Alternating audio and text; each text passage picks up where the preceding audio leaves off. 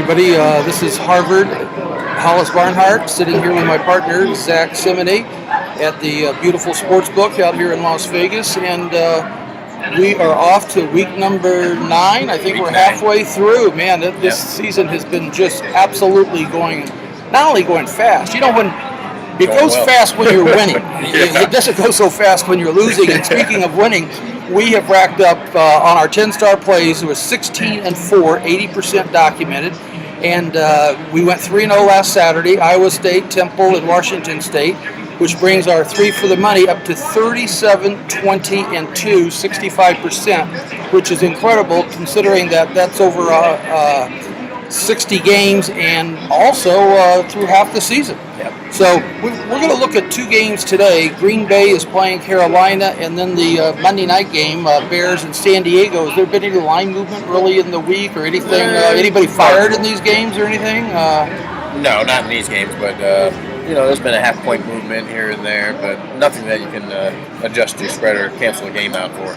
Now, last week, we upped the ante. I think about a month ago we had a double systems play in the colleges, and last week we went with a triple systems play in Iowa State in a game that has never lost, and I believe the final score was 26-0 over Texas, and that game it never lost. It's not going to lose. We don't get a lot of them.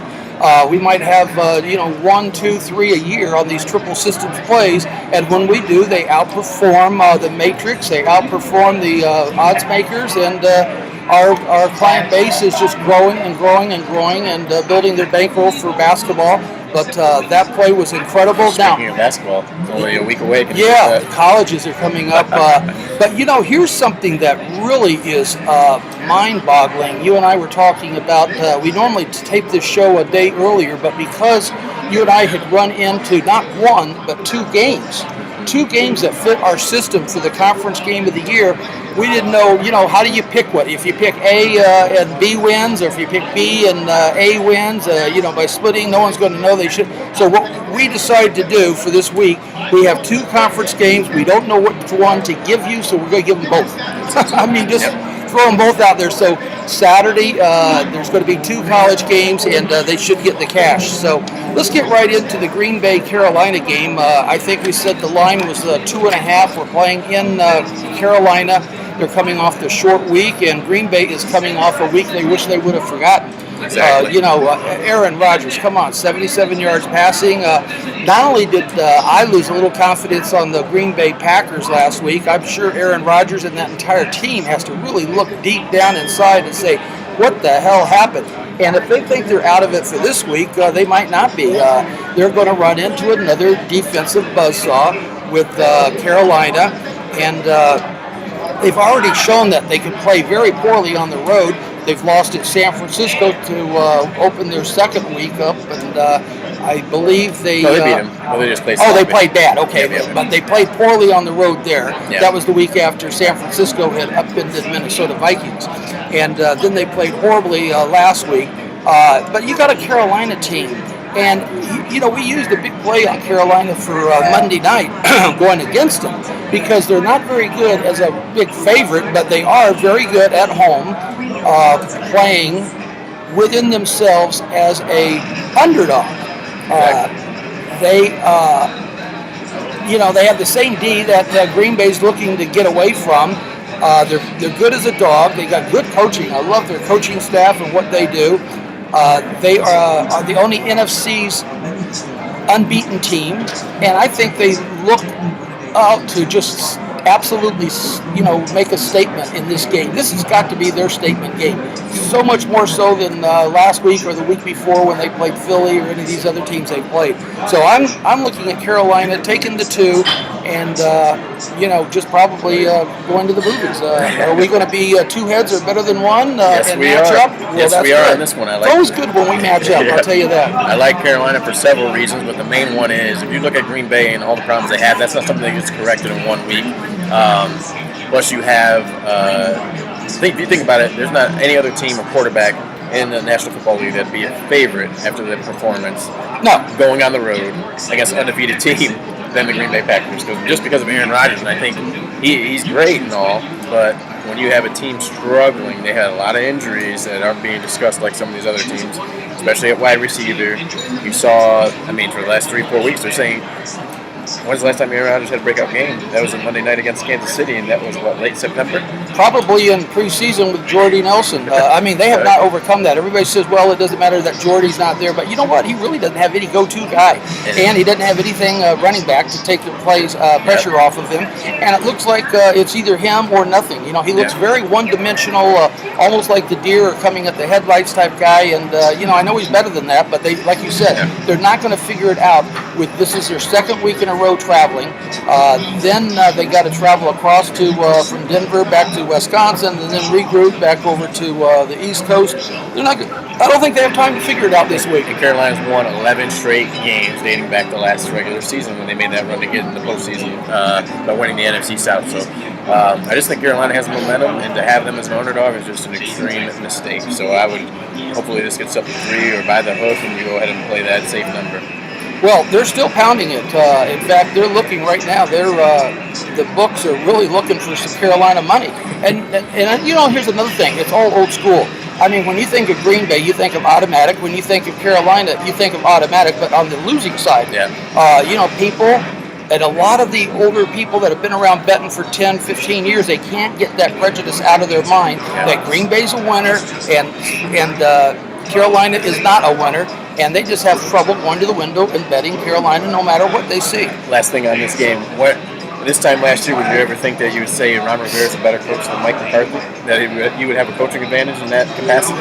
Well, more than the coaching, I would not disagree with you, but I would think that Carolina is 7-0. And Green Bay is not, and that, you know, there's just a lot of things that have just flip-flopped, and that's the thing about the NFL.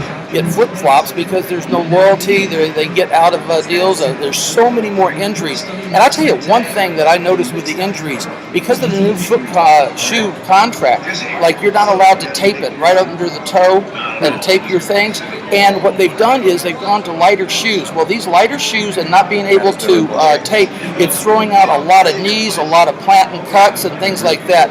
But it's the money. I'm telling you right now, the money has gotten all the way down into the shoe contracts and the knee injuries, hamstrings. A lot of hamstrings are getting knocked out. But it's all because they are not allowed to put that tape on their toes.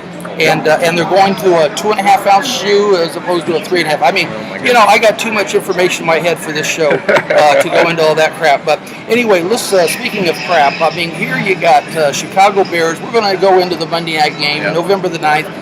They're traveling across country. Some people, they're going into San Diego. Some people think, well, it's always better for a team that is mediocre, not so bad, but not any good, to just get out of town. And get out of town, and maybe you'll have less pressure, perform better. You can't do anything except move up.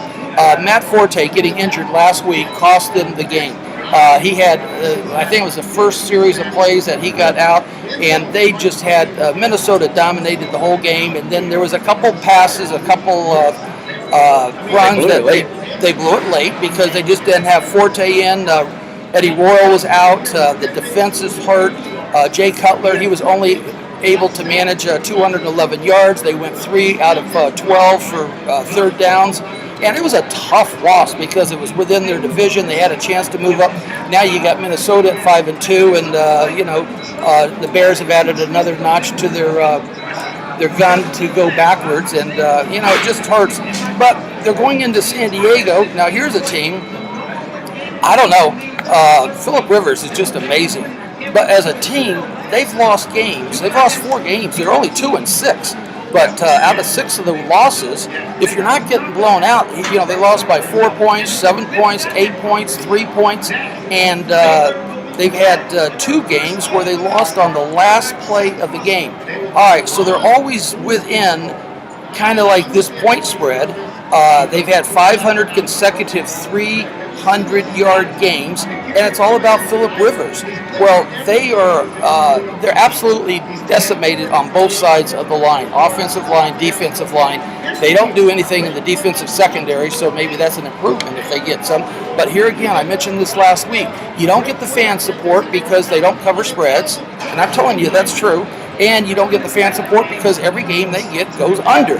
So, unless you are sick in the head and like unders and not covering at home and you have tickets on them, it's tough to get that support. Well, if you don't have the support, you don't have the crowd cheering you, and you're not going to create, the emotions of the crowd create that defense.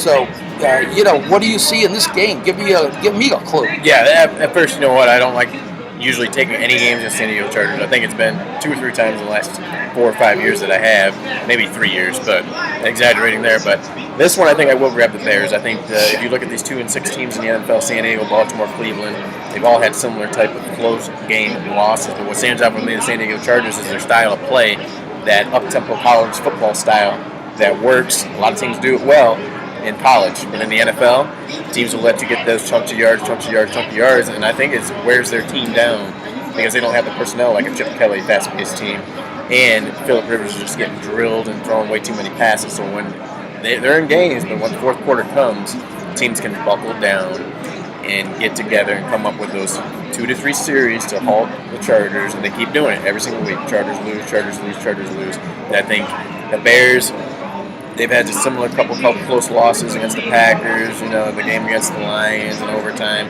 last week against the Vikings, all division games. When you put them outside of their division, I think they'll be able to handle that type of game because you just don't have as much film, you don't know the opponent as well. So I think the side here is the Bears. Well, let's go with Chicago Bears, and let's go with Carolina, and that's your 2 matching plays there. And remember, go to the website, click over to under Harvard and Zack. We've got 2 10-star plays, both of them conference games of the year. Instead of just giving you one and saying we gave you the wrong one, we're just going to give them both to you. We don't mind. More winners, more cash for us. More winners, more cash for you. More winners, more winners, more winners. That's what it's all about. So until next week, we'll be talking to you then.